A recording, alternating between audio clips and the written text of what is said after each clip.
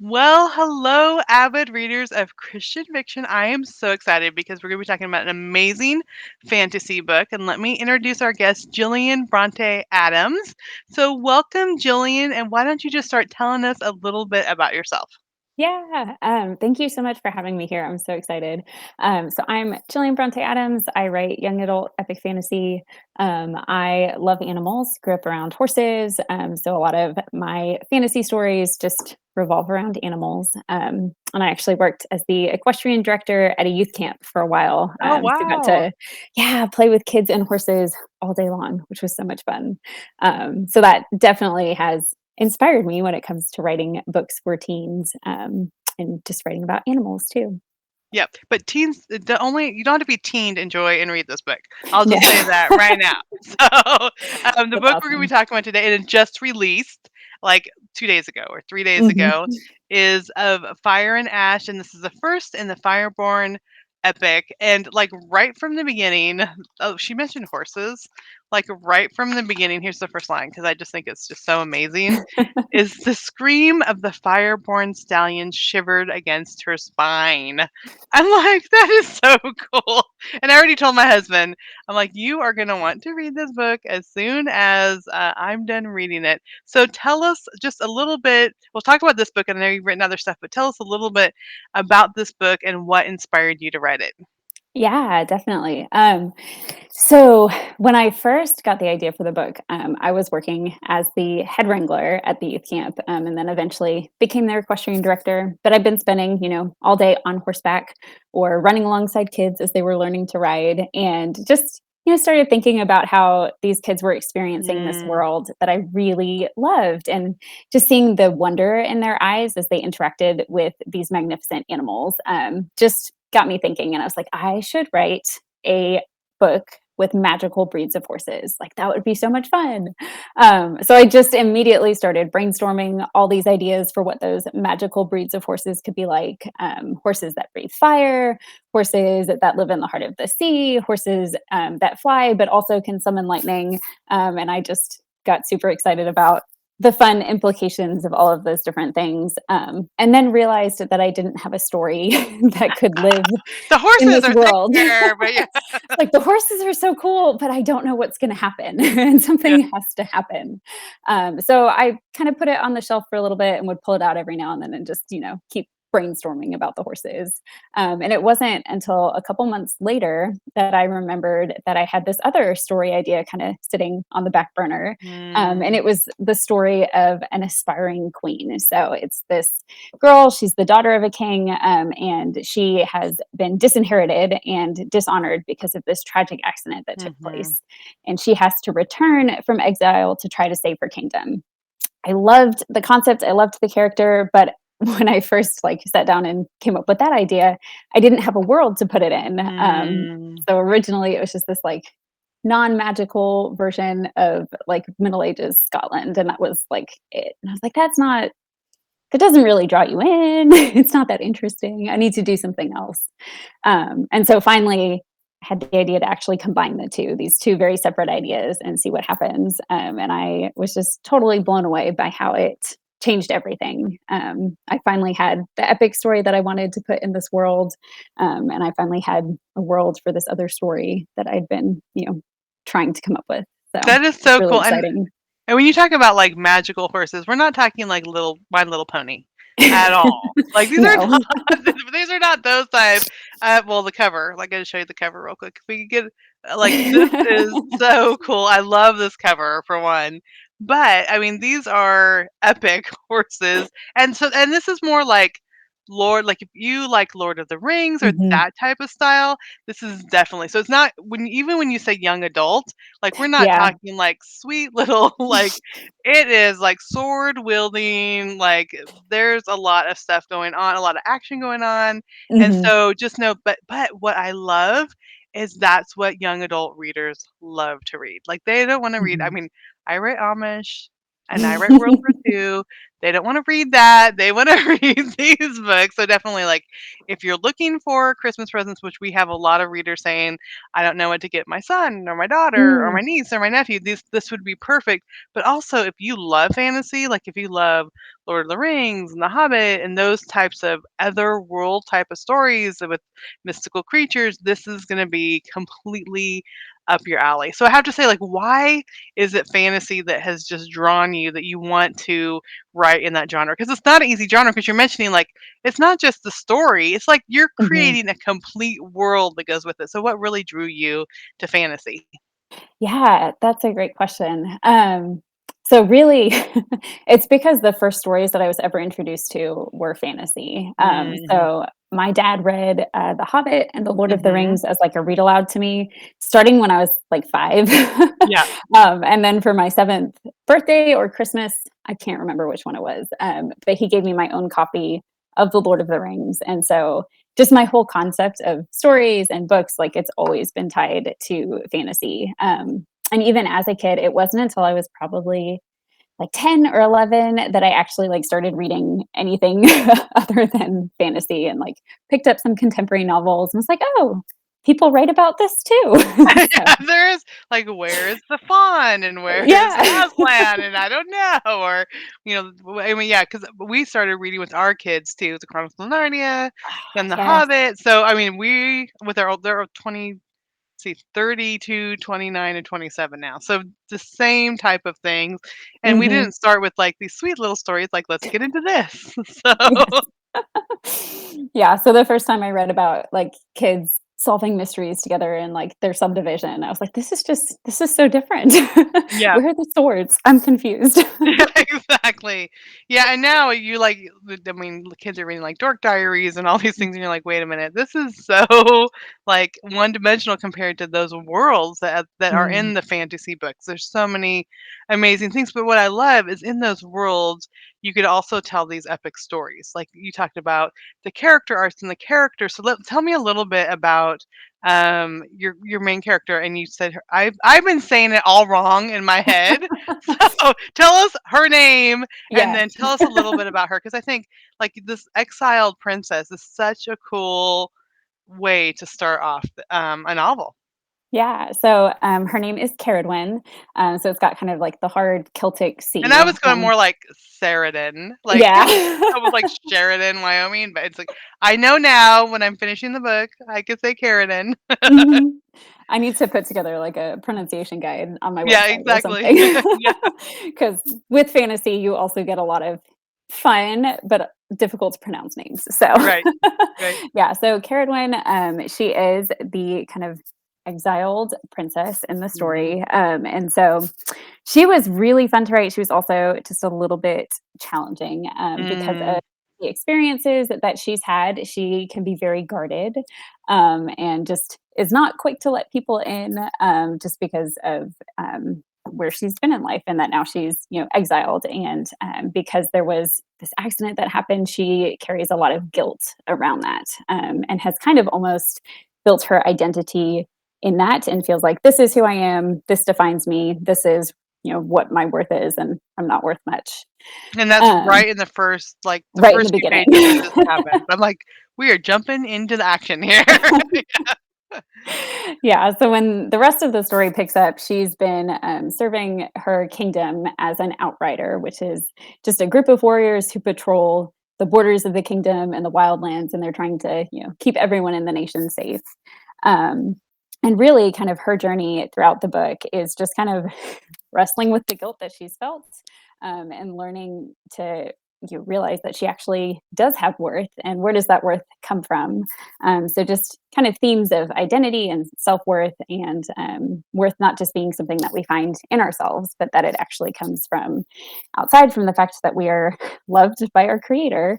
That's all built into her story arc as she is, has to eventually come to the point where she is going to save her kingdom, or try to save her kingdom, by coming out of exile, and, eventually, having to claim the crown to save the nation. Yeah. And I love that there's those underlying themes, but there is also all the action going on and all the Yes. drama going on. And you mentioned, so this is the first in a series and it just released. Are Mhm. you done with book two, or how many books are in the series? And tell us all about Yeah. like your plans for the series. Yeah. So it is, yes, the first book in a series. I'm currently writing book 2. I'm on deadline to get it to my publisher as soon as Oh, I possibly can. So I've been writing away like mad, just because it is a thick book. yeah. I mean, So this is, yeah. How many words did this end up being? Just that was, that's my writer yeah, in me wanting to know because I'm like, wow. 143,000. Yeah, that is a good So big long. My longest was 110,000. So yeah. So it takes time to, like, get all of that on the page.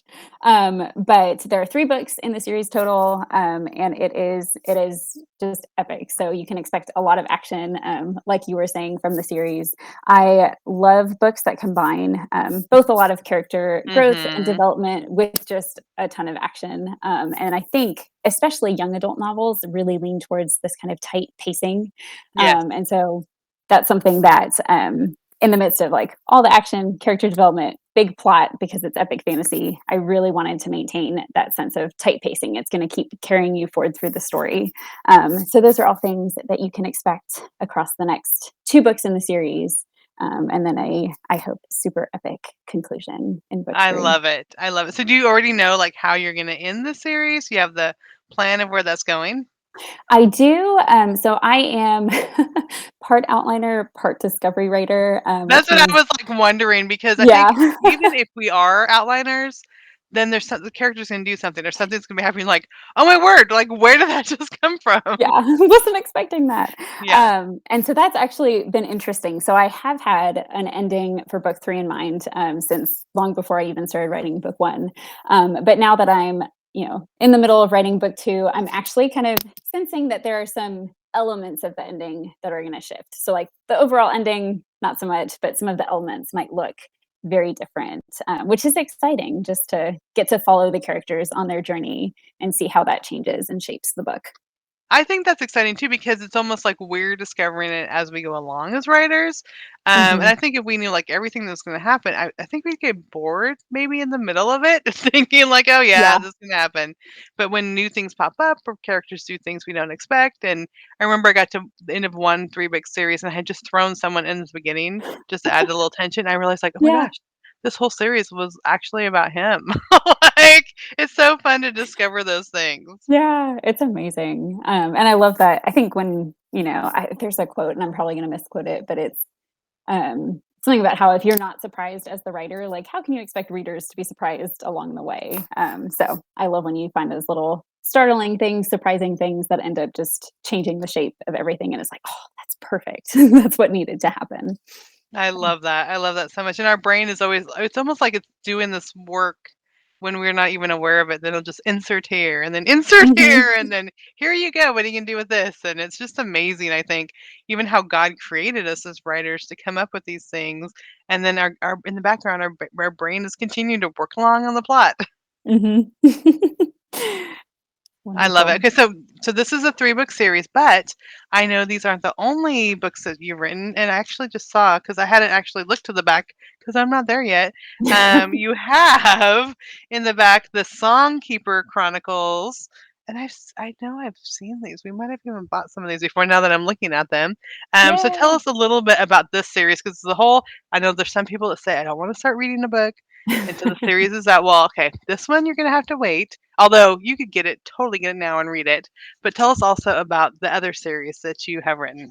Yeah, so the Songkeeper Chronicles, is also a trilogy, and it is set in a place where music is magic. And there's Mm, one girl who discovers that she can actually hear and sing the song that was used to create the world. And so, because wow. of that, the song that she can hear and sing is super powerful, and draws the attention of the warlord who's ruling her country, forces her on the run, where she teams up with a bunch of fun characters. I love some of those characters a ton. They're so much fun. And eventually just has to figure out how to not break the world and save it. Um, Oh, that is so cool. Okay, I'm seeing a theme here with kind of these unexpected heroines that are saving the world. You find like, okay, this is something that just resonates with you as a writer?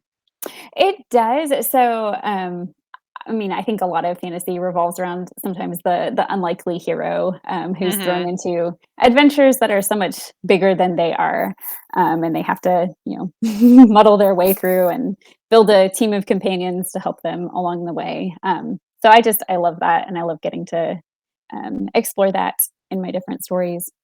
I do tend to write about, it's actually funny, in both series, we have one main female character, and then two main male characters Mhm. also. So I don't know why I wound up with the same exact ratio in both books, but that's what we It's have. almost like Frodo and his friends, but not the female, and I Yeah. don't know. I love that so much. So I would love to hear more, and I know a lot of our, readers love to hear more just about the author's writer's journey. So how did Yeah. you go to, like, "Well, I just wanna write books," to all of a sudden having books and publishing books and being in that world? Yeah. So I grew up doing a ton of creative writing. I was homeschooled, so had just a little bit of freedom to explore the things that I Mhm. really, really enjoyed. So just did creative writing off and on. And then when I was about 16, a friend challenged me to do NaNoWriMo, which Uh-huh. is the National Novel Writing Month. And I was like, sure, I'll try it. That sounds like fun.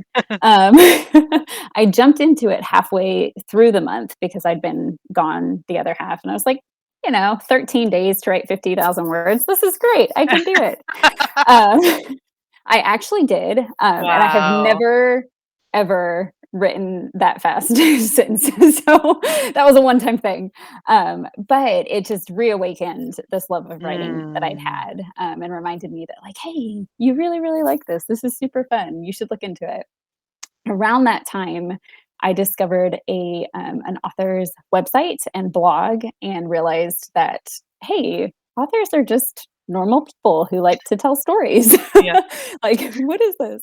I think I had some picture in my head, probably because I read so many classics growing up of, Mhm. like, long distant people sitting in attics and, writing by hand. We only Um, wish sometimes, huh, that we could do right. that.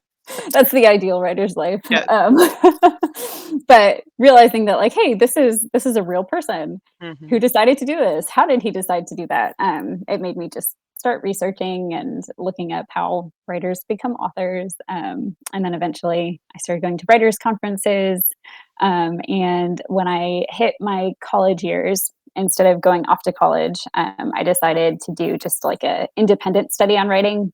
So I read tons and tons of books, Mhm. just like, actual fiction fantasy books, and, started just trying to learn from how these authors had written. I went to a lot of conferences, took classes, entered contests, those kinds of things. And by the time I would have graduated college, I had the contract for the Songkeeper Chronicles. So just a fun journey, learned a lot along the way, and just really, really appreciate all of the books that I read because I feel like those trained me I think in so so. many ways.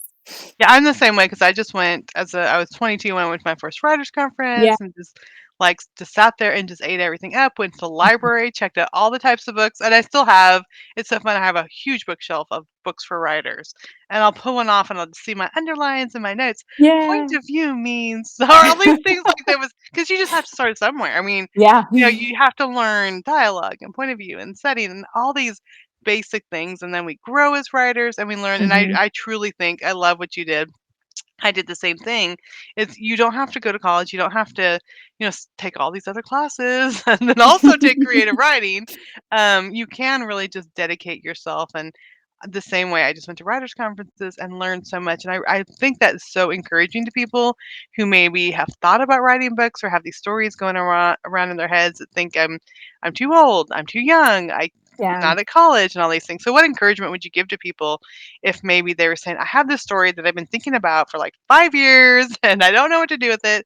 So, what encouragement would you give to people? Yeah, well, I think honestly, just what you said, like, you're never too young, it's never too late, you're never too old, Hmm. to start and to actually begin to pursue that dream. And I think writers' conferences are just one of the most amazing ways that you can begin to learn as a writer.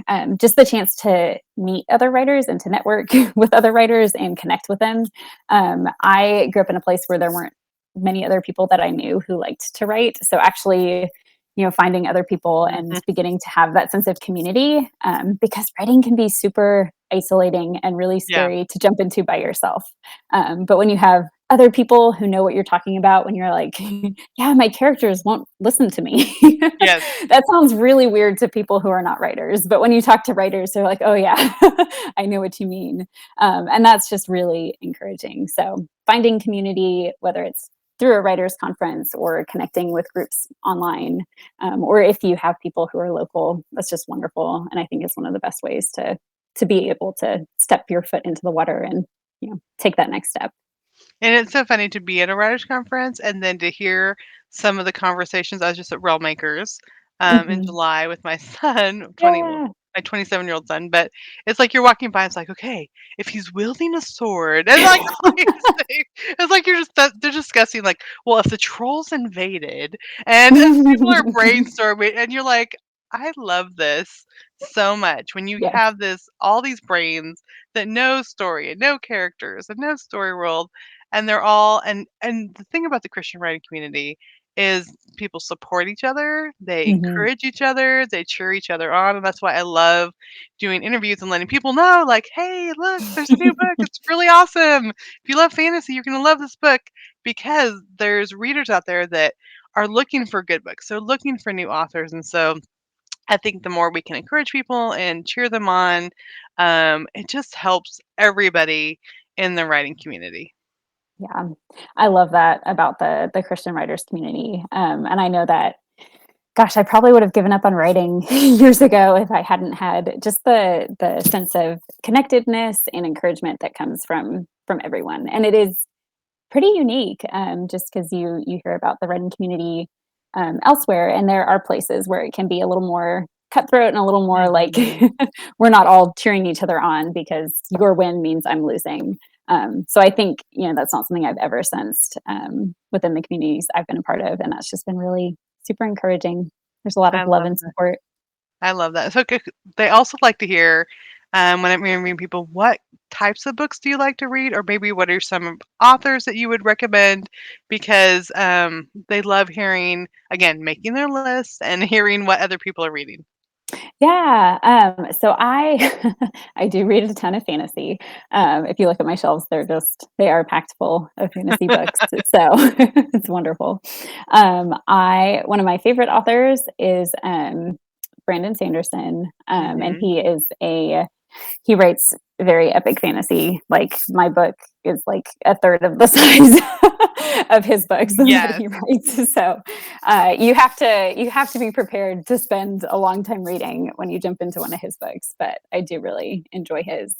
Nadine Brandes. I don't Hmm. know if you know her name. She Yes. is, yes, she's amazing. And she has a new book that's coming out in this next year that has a really beautiful title. It's called Wistress. I just like the sound of Mhm. that. So I'm really excited about that one. And then Shannon Didamore has a gorgeous book, like has one of the most beautiful covers ever, called Winter White and Wicked.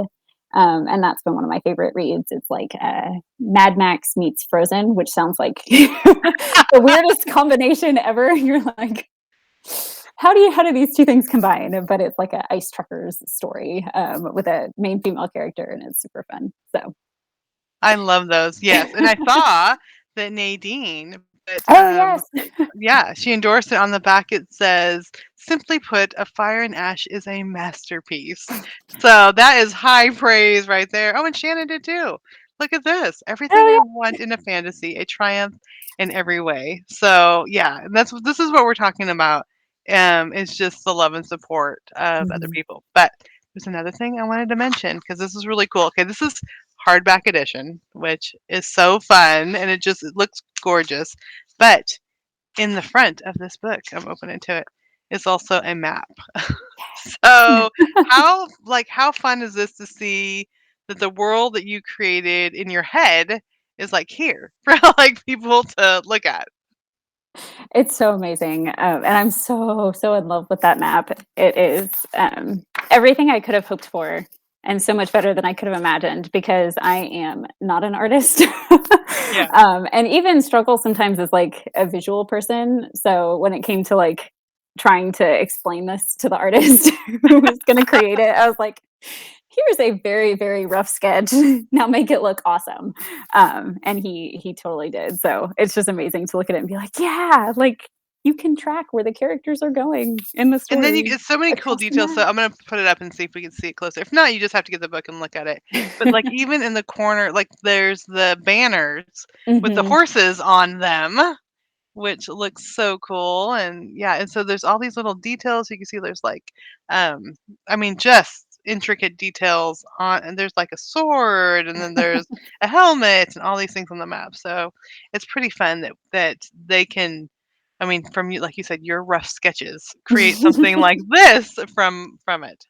Yeah, I'm totally in awe of anyone who is an artist. Yeah, Just like you're amazing. and then even I love even at the beginning of each section too, there's a little graphic there, so Yeah. it's I so fun. totally geeked out over those because I think a lot of the books that I read as a kid had, like, some kind of a circular little chapter header image, so seeing it there, I was like, "This is like the books I read as a kid. This is so I know. cool." This is So so fun. Okay, I'm gonna put it up here again because it just looks so good. Trying to get it centered up there.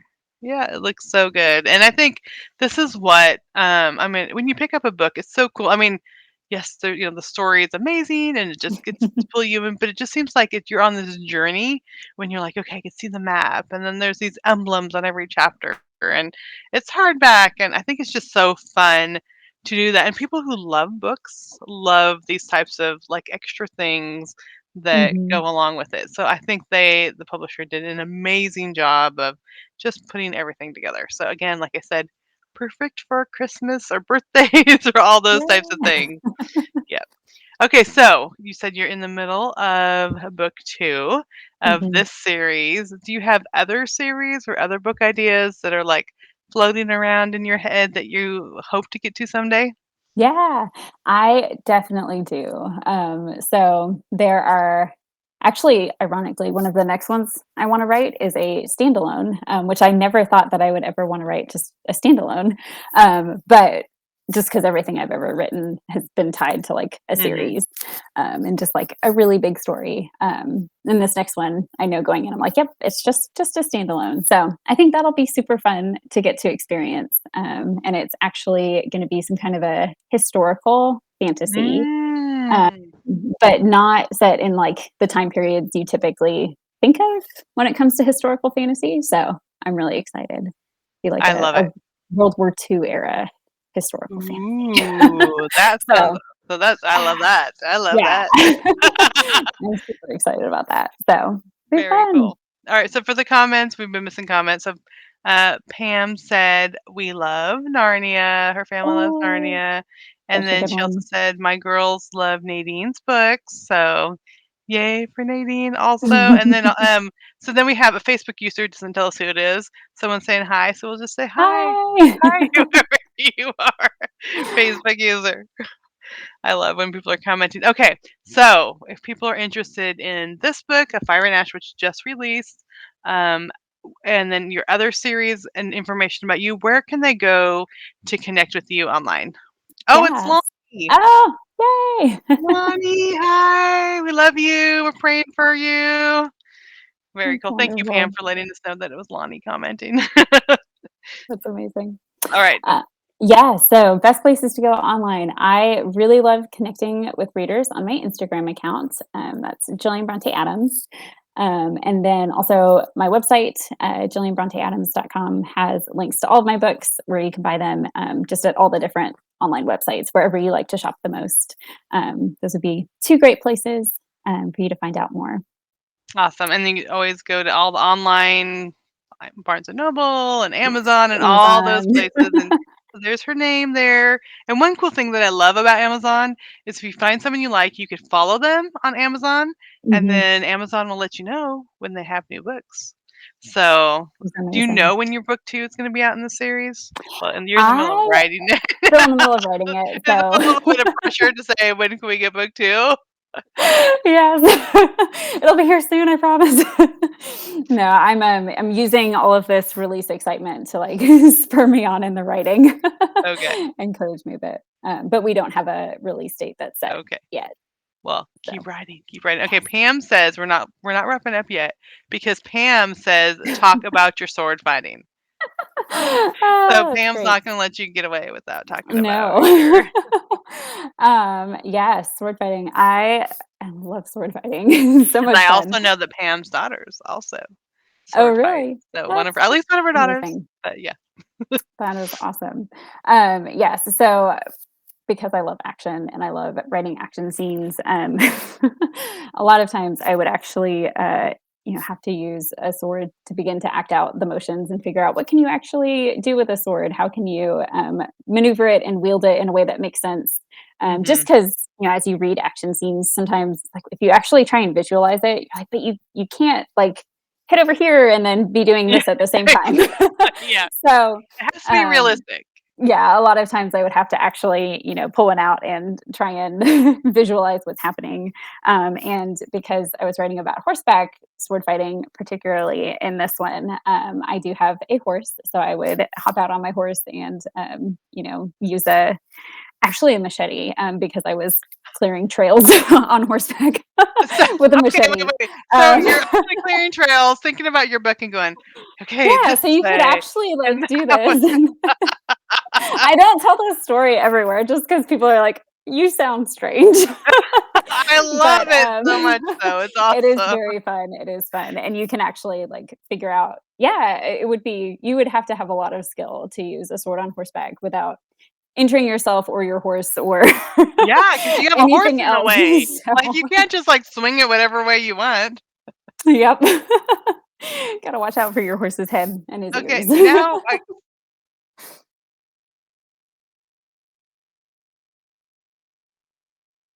along. Oh, she goes. Okay, are I'm you back, back yes, there? I couldn't Okay, hear what was said for a yeah. second. I said for book 2 release in the series, you need to do a video of you with the sword on the horse or the machete on the horse. Yes, yeah, that would be super fun. Yeah, we'll just have to plan that. Okay.